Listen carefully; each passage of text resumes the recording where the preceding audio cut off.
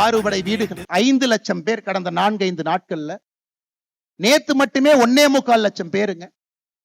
6 படையில் இருக்கக்கூடிய முருகபெருமானையும் இங்க வந்து அமைதியாக இந்து முன்னணியினுடைய வாலண்டியர்ஸ் மட்டுமே நின்று, ஒரு காவல்துறை அதிகாரி இல்லைங்க, அமைதியாக தரிசிச்சுட்டு போறாங்க.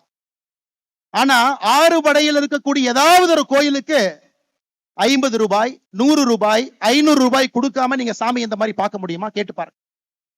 இது நம்முடைய வாழ்வியல் முறையில் இருக்கக்கூடிய பிரச்சனையை நாம் தட்டி கேட்கின்றோம்.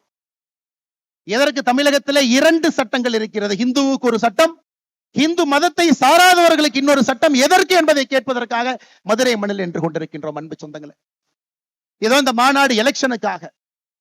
இந்து முன்னணியினுடைய பெரியவர்கள், அவர்களுக்கும் அரசியலுக்கும் சம்பந்தம் இல்லை.